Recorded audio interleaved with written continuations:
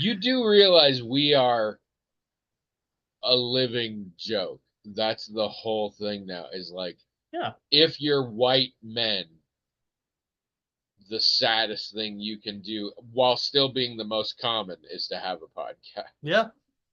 Even at our But age, I think a little bit. we were sad white men podcasting way before it was cool or not Uncool, cool. as the Cool to case may make be. fun of. Yeah. Yep. We're the OG Yes. middle-aged We white we men. we were pointlessly screaming our privilege into the void back before people caught on. Oh man. Uh, Pointlessly screaming. That's our new tagline. Pointlessly screaming our privilege into the void since 2011. Long time.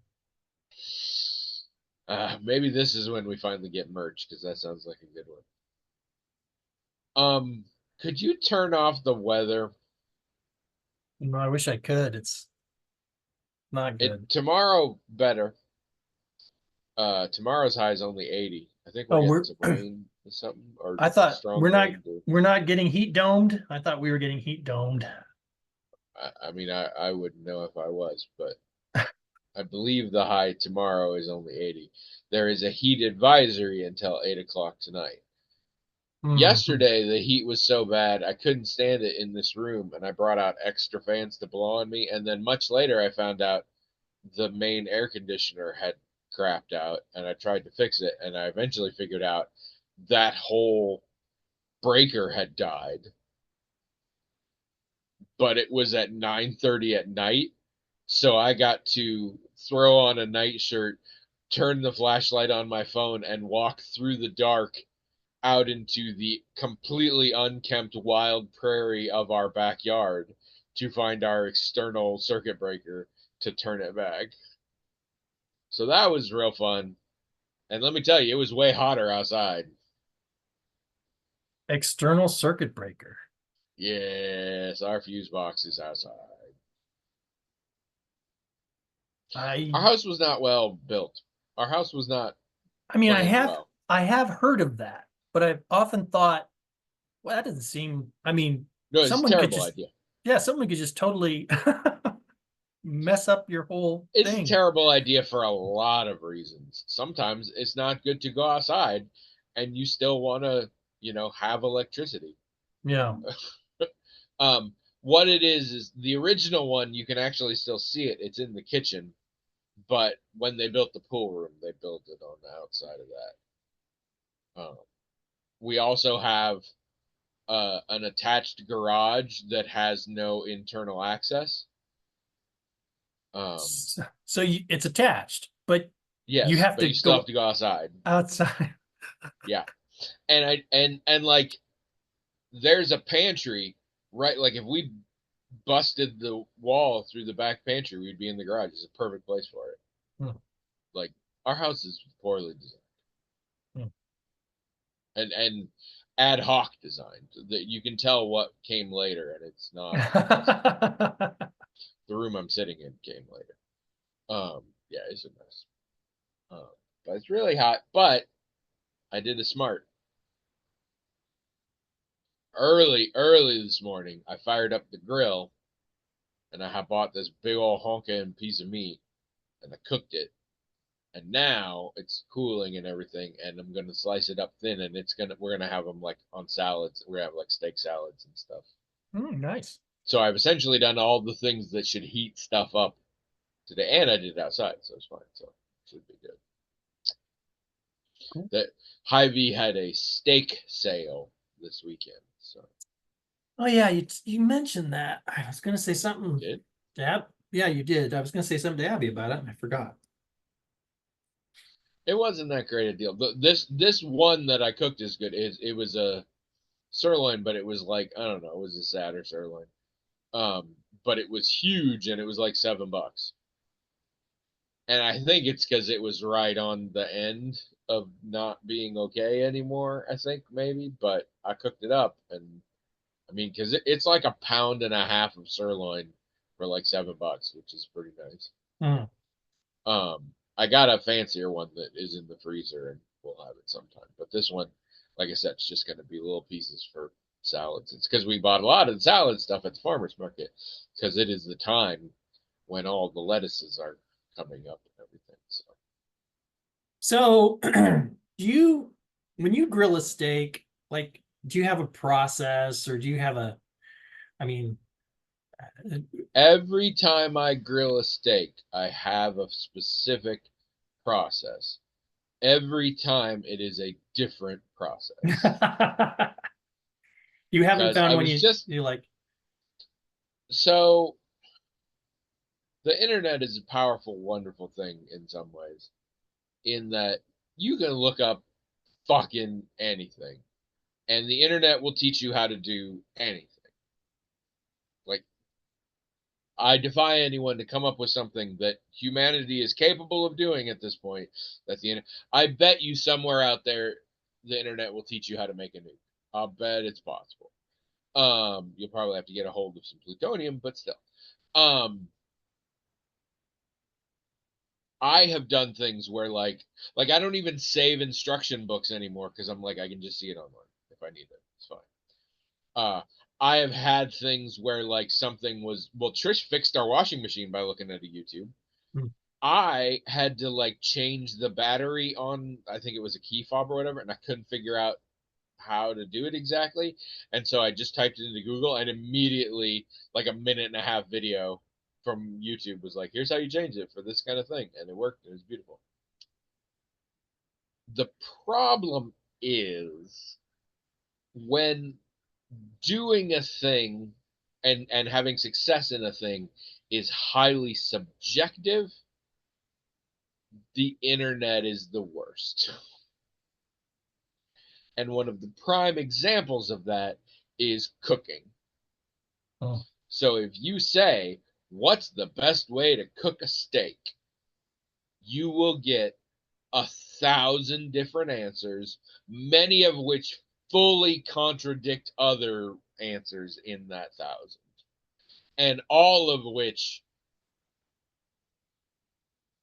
only apply if you're using the exact same equipment they were using in their house at the time of year they did it. And so, yeah, I'm bad at it. I'm pretty bad at it.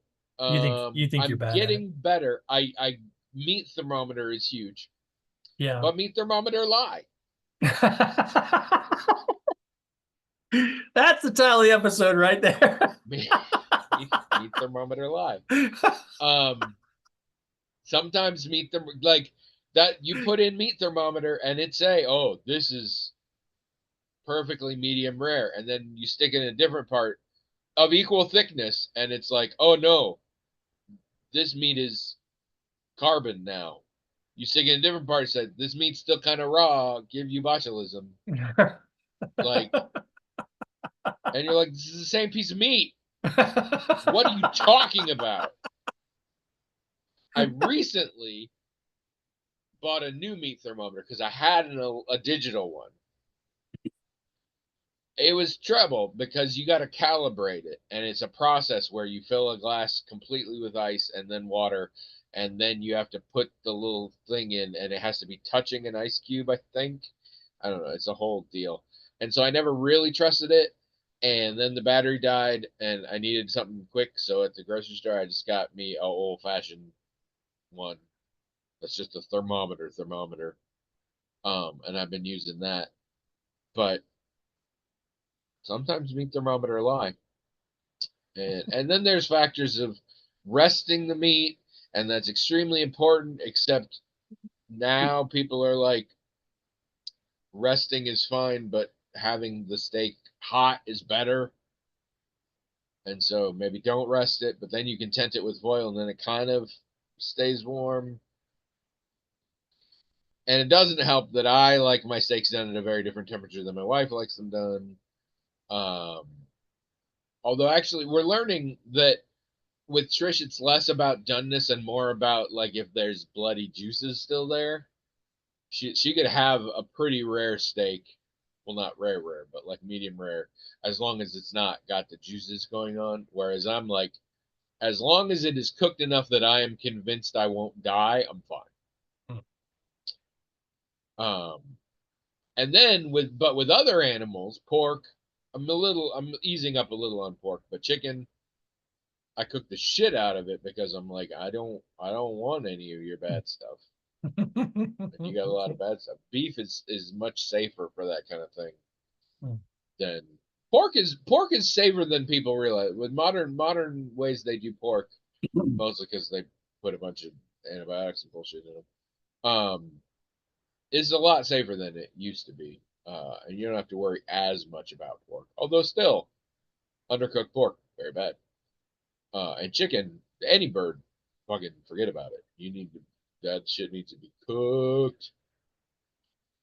So yeah, I've always got processes. It changes all the time. This one, because I didn't want to be outside, I just heated up the grill real strong and then turned it down to low and put the meat on it and closed it up and was gone for about 7 minutes. And then I came back, I flipped it over, was gone for like 5 minutes.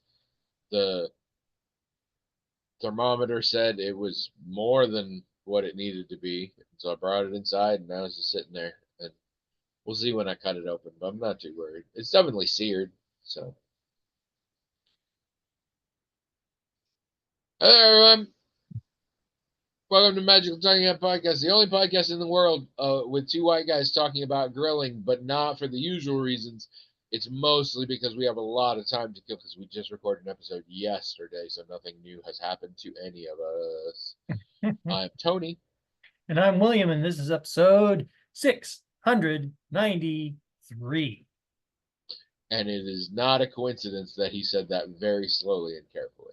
Exactly. He's fucked it up, I believe, twice since before we started recording, although one was only in his mind. He fucked it up once out loud. I heard him. You always have trouble when we're recording an episode before we posted the previous episode, because then the count is off. But for those of you just joining us, we have an email address. Sorry, we have a hat, and the hat has an email address. We don't have it. Why would you even think that? That's a dumb premise for a podcast. It only works if you have a magical hat that has its own email address. Correct. TheMagicalTalkingHat@gmail.com. And people, apparently a new person, according to William, I hadn't even checked, but William says it's there. Mm-hmm. And I have only mild reasons to doubt him. People write into that email address, TheMagicalTalkingHat@gmail.com. With whatever the crap they want, mostly that they want us to talk about. And the hat magically on its own forwards that to us, and we talk about it. We kill a lot of other time because not a lot of people write in, but that's because not a lot of people listen. So, it works. It's fine. No big whoop. No big whoop. You want to fight about it?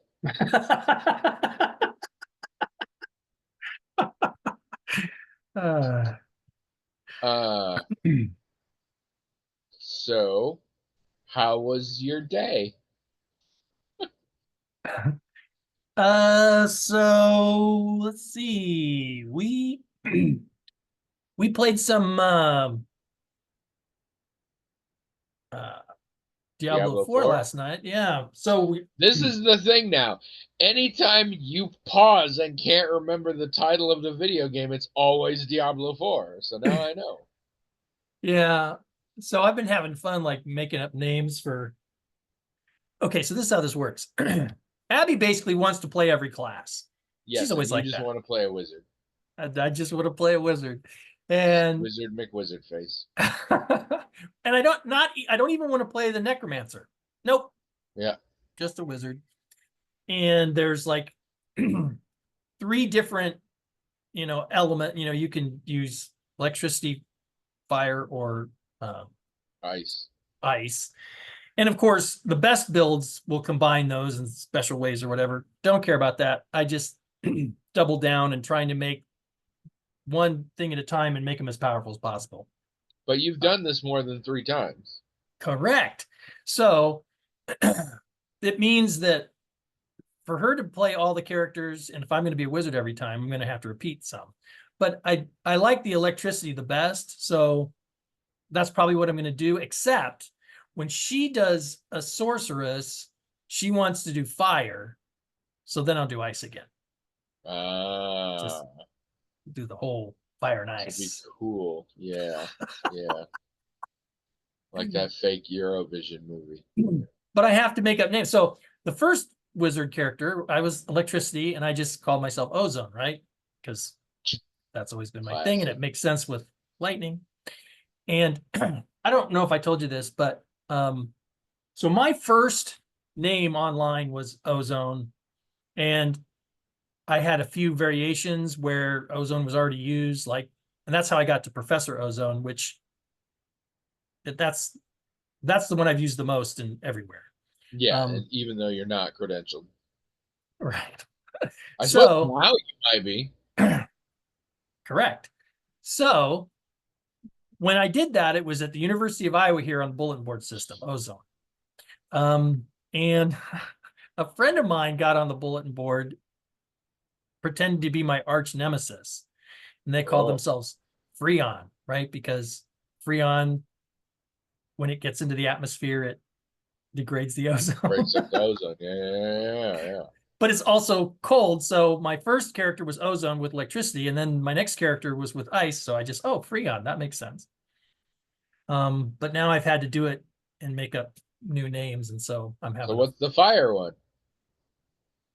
Oh, you're gonna hate this. So, fire is just rapid oxidation. So I called myself Oxygen, but it was Jin was Jinn. Yeah, I thought you'd really hate that. Racist.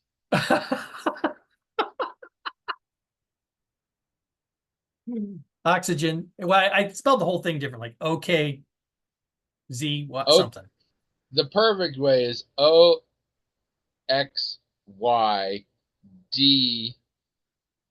apostrophe JINN.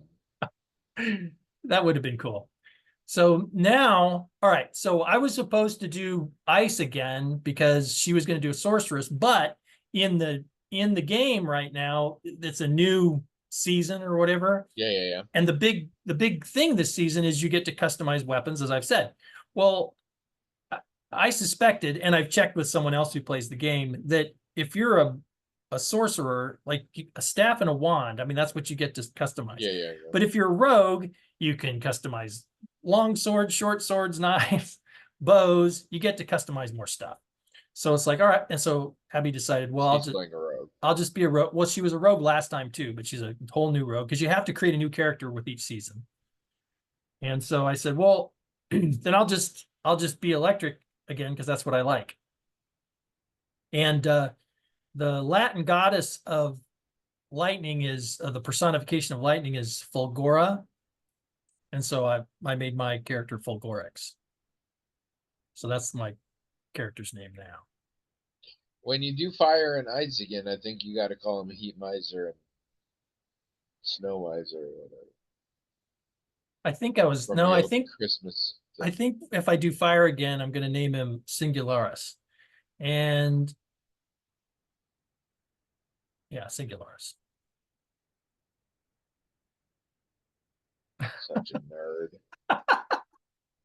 That's if I do that's if I do ice again. I don't know if I'll have to do fire. No, I'm not doing fire again ever. She's going to be fire. Screw fire. No, if I'm ice again, it'll be Singularis. Yeah, I already figured that one out. You will be. Yeah, I will be ice again, Singularis. And then when she does a necromancer, which she'll probably do last, I'll just do electricity again and I'll come up with something. But anyway, yeah, it's been fun to play this game. I mean, part of it's just couch co-op. The designs in this one, I'm not that impressed with, but I still do kind of like the whole. I've heard it's a bit more grimdark than Diablo 3 was, at least. That it's that, but also okay. So like the outfits that you wear as the sorcerer. So this is weird. So what they did was for the female for sorcerer, they designed all these really kind of wild outfits. Some of them clearly designed to have sex appeal or whatever, but some of the rest of them, they're just really out there. And it seems pretty clear to me that they designed the female costumes first and then altered them just a little bit for the males. So it's kind of ostentatious and flashy and I don't know. I'm running out of adjectives to describe it. That's just what sorcerers are like. You clearly don't understand. That's what a sorcerer is. I mean, it's like some of these costumes, like when I put my character in them, they make me feel uncomfortable. Like, no, I mean, it's not me wearing it. It's just this avatar, but it's still like, I do not want my character dedicated to wear button to shake that booty. Well, a lot of showing of the bare hairless chest, and it's like, what's going on? That should be a mod. You should be able to put in chest hair. That's not right. But yeah, I mean, and some of them have like flared shoulders and all this stuff. It's like, what are you guys doing? I mean, and even on the female models, it just looks like your standard hyper, overdone fantasy female stuff. I mean, I don't like it on the women either. You're so uncomfortable even explaining this. It's hilarious. I don't like it on the female characters either, but I've seen that before, right? But then to just basically put the same thing on the male character, making this only the slightest adjustments, it's like, I really don't like this. you heard it here first, folks. Diablo 4 is just too woke for William. It's not woke. It's just, I don't know. It's just not. It is. It feels weird. Trish has been dragging her feet on trying Diablo 4 to the degree that she might not be interested. I'm not sure.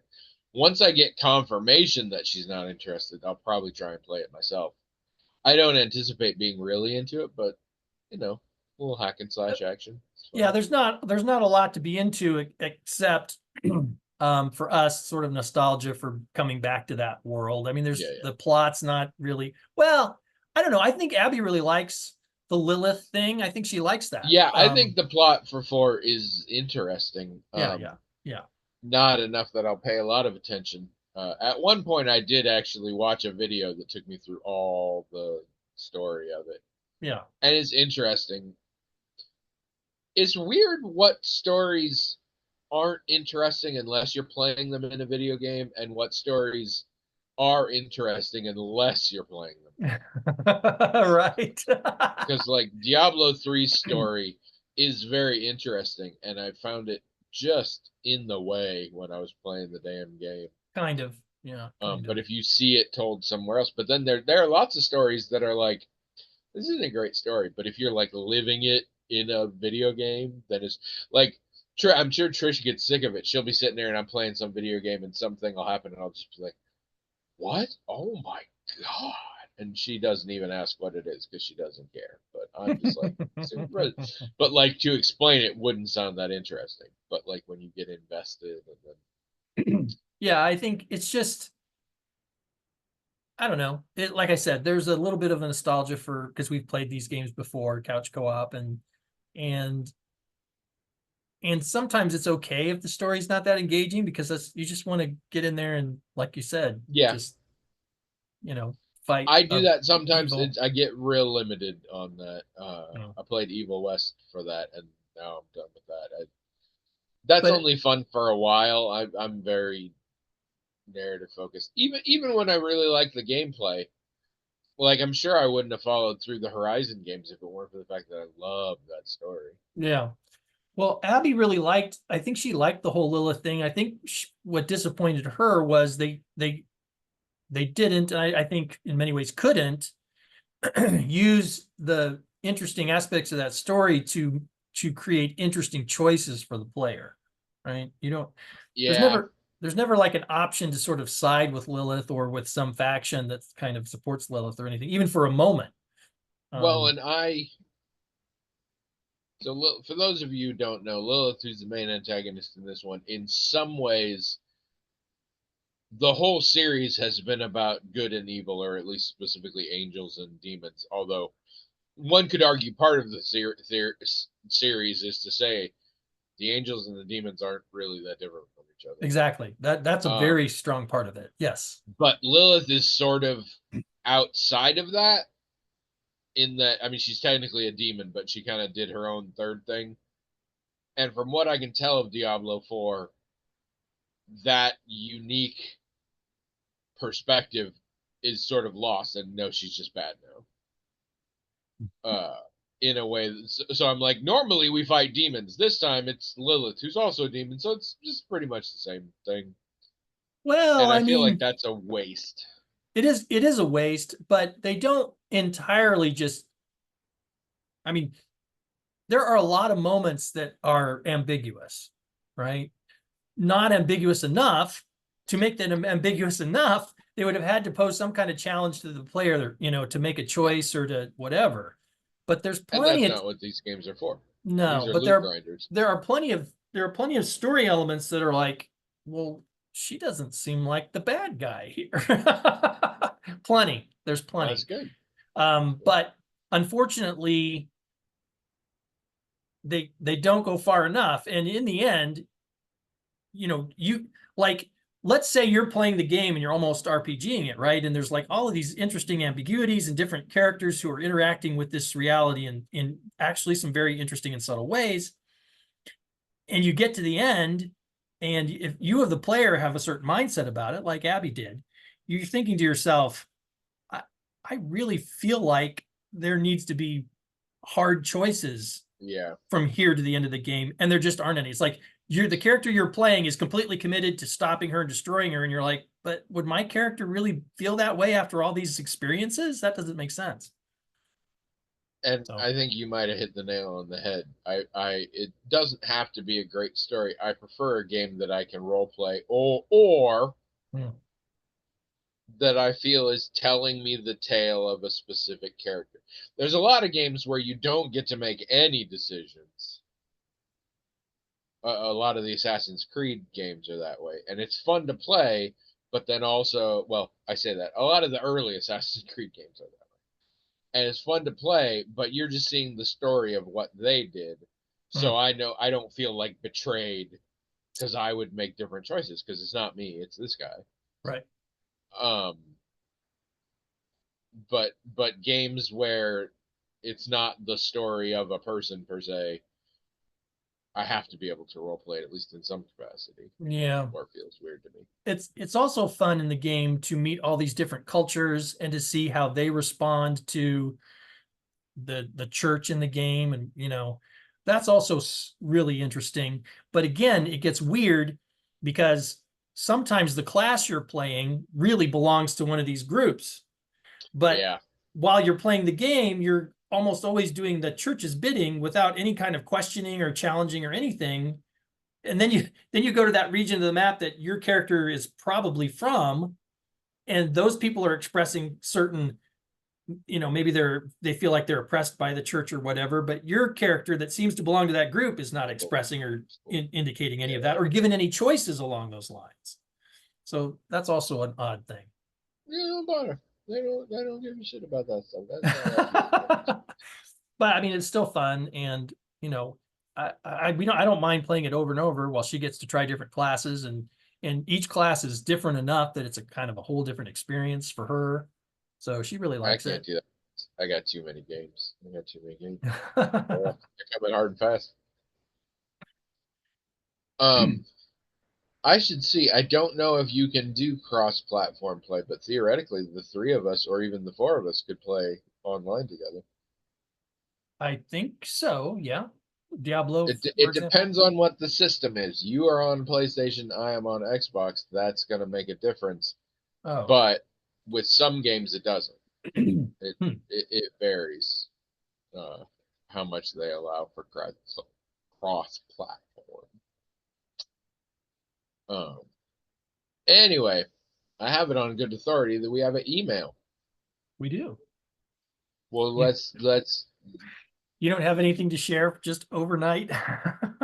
not really, not really. I was real hot uh, last night. you read it, you got everything off your list, huh? I made some BLT pasta salad, which is a recipe that we like, and it's good when the weather's hot because you make it earlier in the day. And BLT pasta salad. Wow, that does sound good. yeah, it's just all the crap you'd get in a BLT mixed up with some pasta.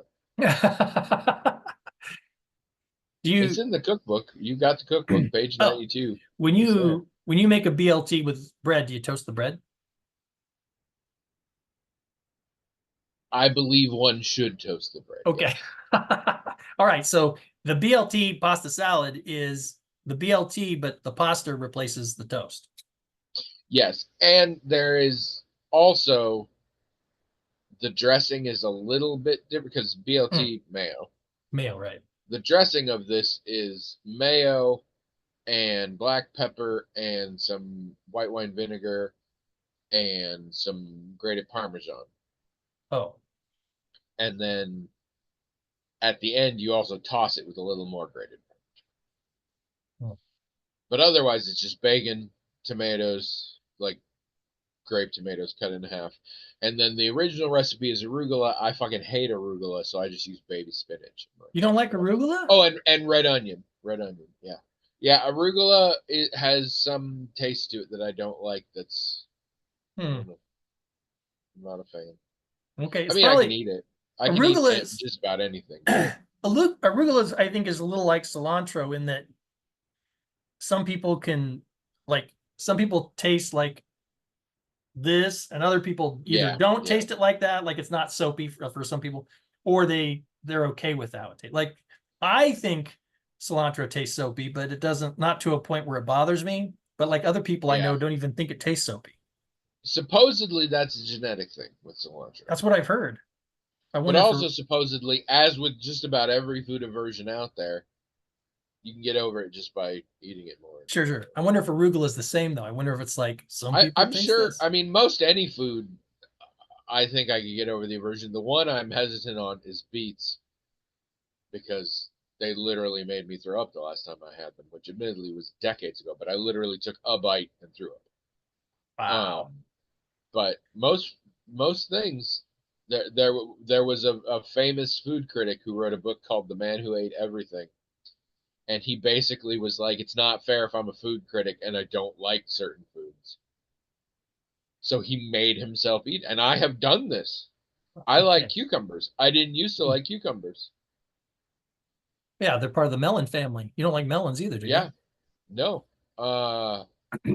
And so but I made myself, and now I like them. I more often like them in stuff than raw, but I mean, than just having So them, but I can do that. is it fair to be a film critic when you don't like certain genres of film? I mean, it's not fair to be a film critic. All Full stop. right. But Email. all right, Subject line says the importance of being earnest. I'm not Ernest. I'm Tony. She says, I'm not the only one who always found that title. Is that title supposed to be hilarious? I it's a Because like double entendre, I isn't was it? all Like, yeah, basically yeah. you know, I was always like, well, and I don't know the story, so I don't know if the main character's named Ernest. Um, but I was always like, that's really funny. And it wasn't until I was a lot older that I was like, oh, Ernest. Like, okay. maybe it, I Before don't I know. thought it was literally just a story about the importance of being this one dude. Yeah, I I think when I first heard it, I was already old enough to know it could have two meanings, and I expected it must have two meanings, but maybe I'm wrong. Maybe it doesn't. Anyway, Maybe this uh, email will tell us. so Probably not. I don't know if you or everybody else knows, but she talks about Pete in here, and Pete is her son. Yes, Pete has come up before. Okay. I guess maybe not in emails, more in online comments, but Yeah, Pete has maybe. definitely come up before. So her adult son. So The importance of being Pete. she says, Pete and I recently watched Godzilla -1. Good. And at the end, he said that he thought it shared with RRR a sense of earnestness that you don't see in American movies. Is that what the capital R period, capital R period, capital R period is? That's a film, right? That's a I don't think there's periods, but yes, it's the greatest movie of all time, and I've told you again and again you need to see it if you haven't done it. A sense of earnestness that you don't see in American movies. I described it as holding strong beliefs, and parenthetically she says cultural / national, without irony. And she says maybe that's just a description of earnestness. Oh, yeah, that's interesting. That maybe that is a description of earnestness when you hold strong beliefs without irony. Anyway, and brought up the idea that earlier American movies did have this. She thought of How the West Was Won. Do you agree? And if so, why do you think this is?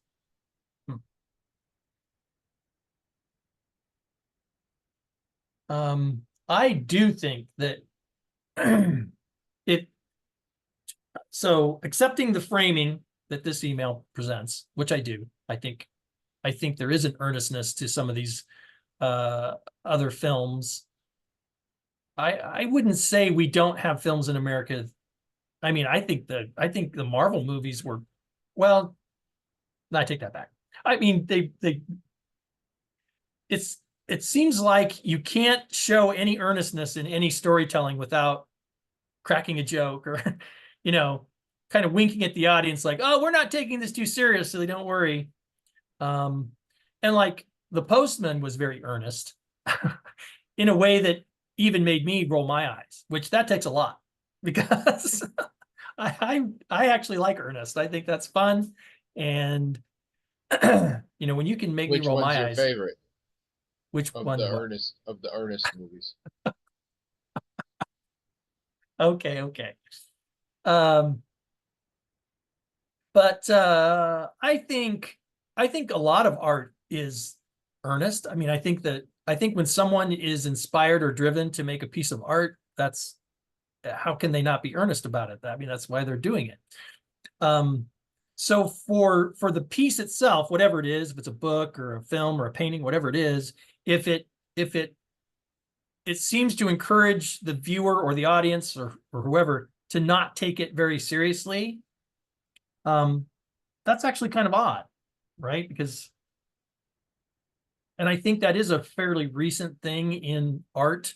I mean, I'm not saying there's, satire and all those things have existed. I'm saying there's a certain kind of artistic expression that exists that, maybe it's existed before lots of different times, but it's like almost like a movement now where you are earnest about it, but you feel like you have to be sort of self-referential and meta and all this stuff so that you send the message that to the person that is earnest as you obviously appear as the person creating this thing, that you're not taking yourself too seriously. And I'm not sure, like, I don't know where it originated again. Maybe it's existed since the beginning of time, but as a movement, right? As a very recognizable trend in popular culture, I think it is a fairly recent thing. I'm not sure when it started. But I don't think I fully understand really the whole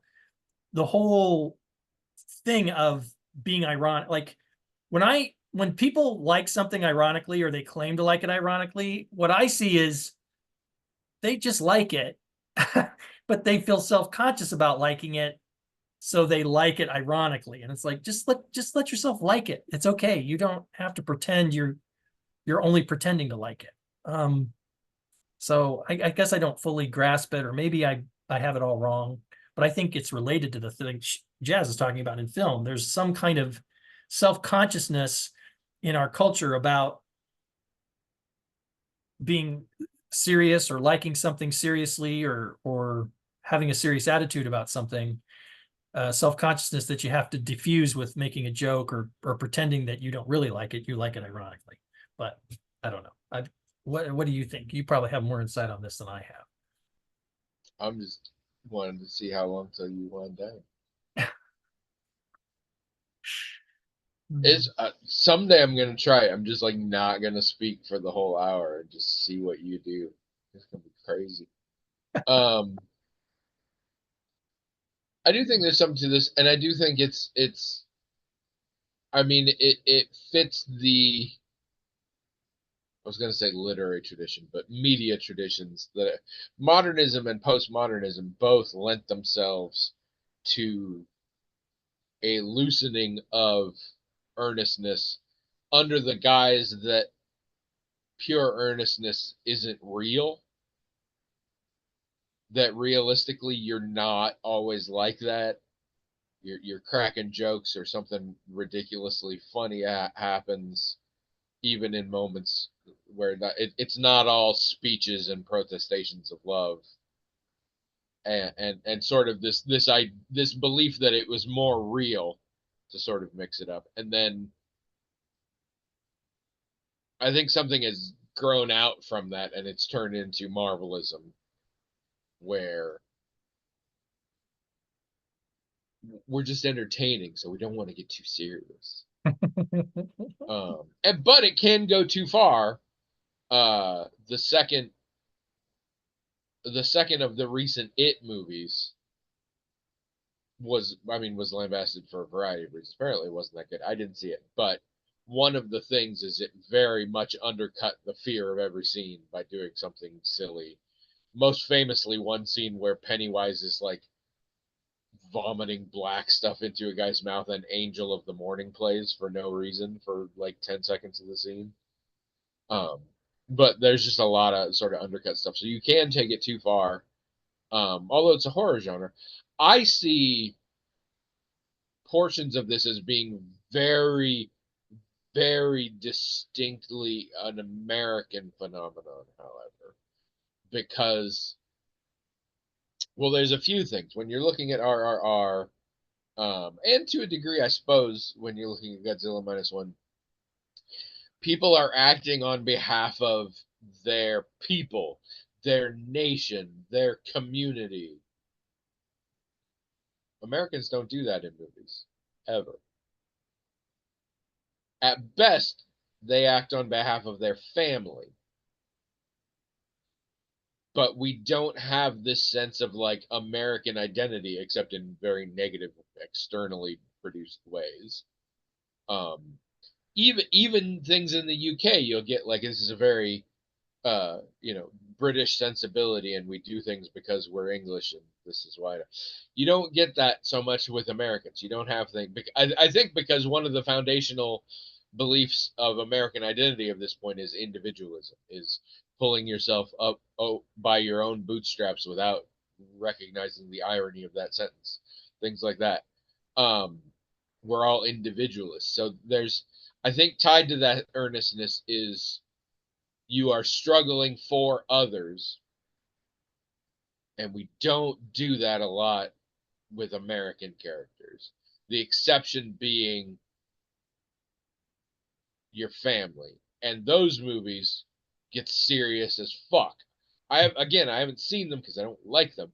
I'm guessing there are not a lot of jokes in the Taken movies.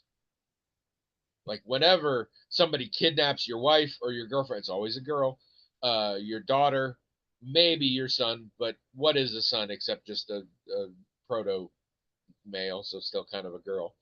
Um, it's very serious then. Those movies, we don't joke around when we're saving our poor little daughters and stuff like that. Um, but outside of that, you don't get a lot of American movies where people are fighting and struggling for their community, for their neighborhood, for their nation. Certainly, we don't, unless they're aliens or some shit. Um, so yeah, I think it's very much not an American thing in terms of the version of Americans that is in movies today.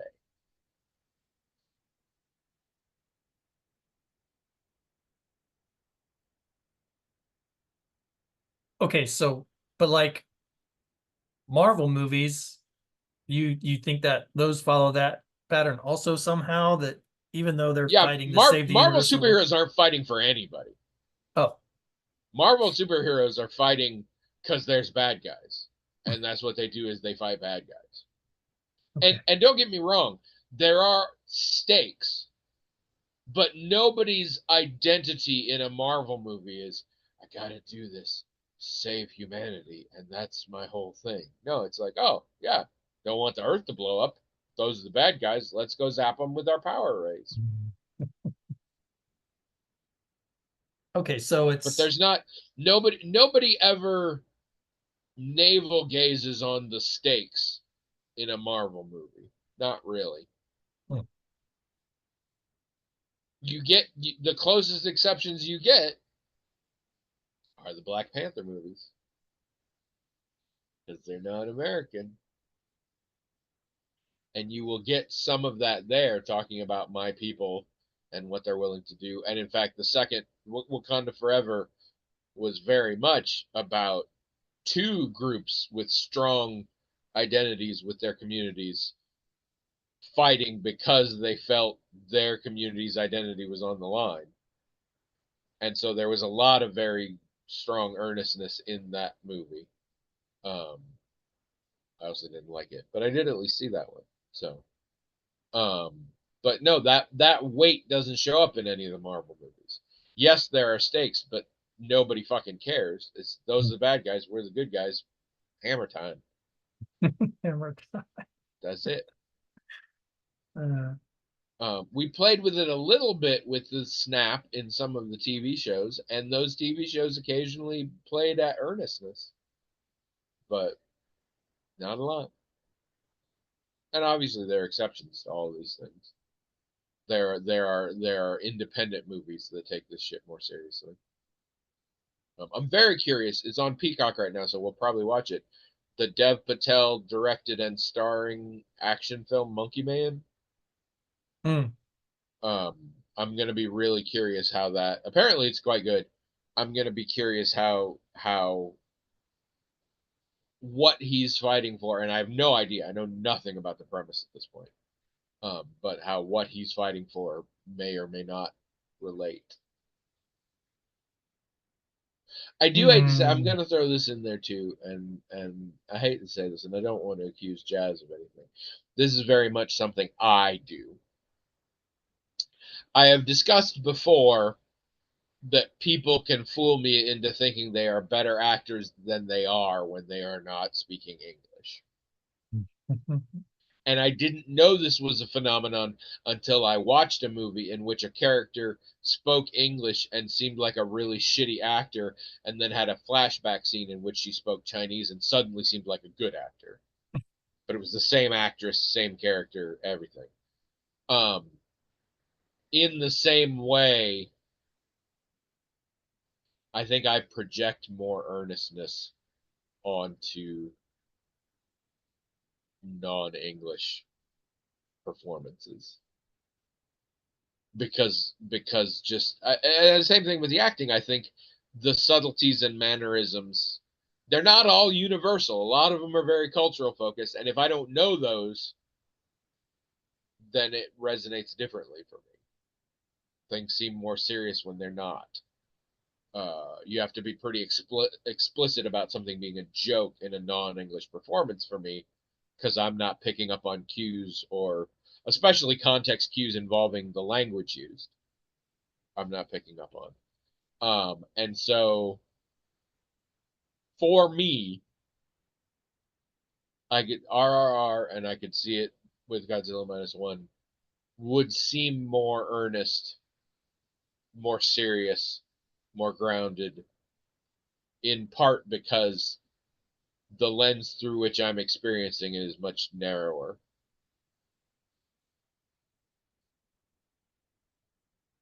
Yeah, I mean, so I've always for as long as I've watched movies where with non-English speakers, and college, I guess, is when that first started.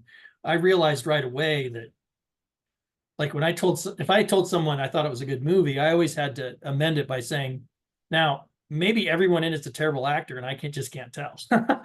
I don't know, right? And if you can't understand what a person's saying, or how that language has inflections that means certain things, I mean, how are you going to know?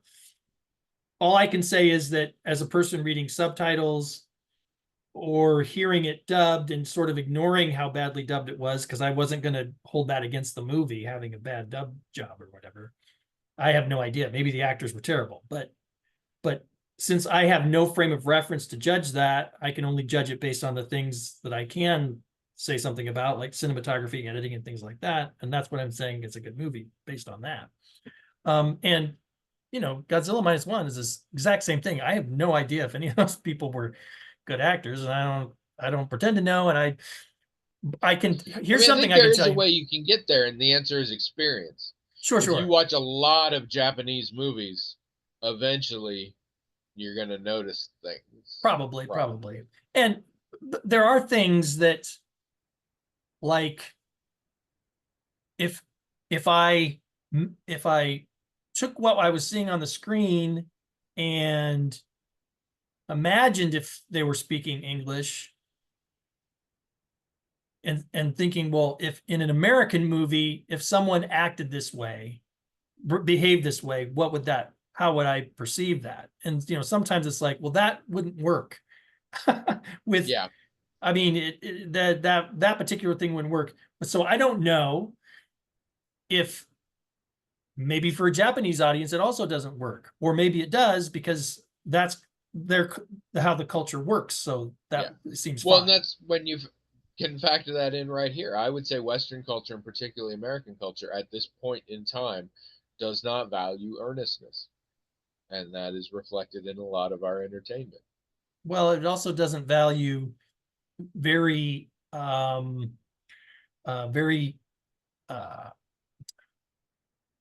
shows of emotion that are very, like, big, right? Like, emotion's always subtle. Genuine. Yeah. Very genuine. Emotion's always very subtle. It's almost always a tear flink down the cheek, and not someone just crying openly, or someone falling on their knees and begging a person to do something or the other. Yeah. It's rarely it's empathetic in American culture to do that. Right. I do want to say I pulled all of this out of my ass. So I might totally be wrong. If you think I'm wrong, go to the blog, themagicaltalkinghat.com, and explain to me how I'm wrong, because I'm pretty sure I must be in there somewhere. Also, if you want me to pull things out of my ass for your benefit, write themagicaltalkinghat@gmail.com. And even though I said it in the grossest way possible, maybe you'll find it useful. It's going to get crazy up in here because it's going to be almost 2 weeks before we record again. But for y'all, they will still come out at a nice week-to-week pace. So just pretend everything's okay. We'll get through this.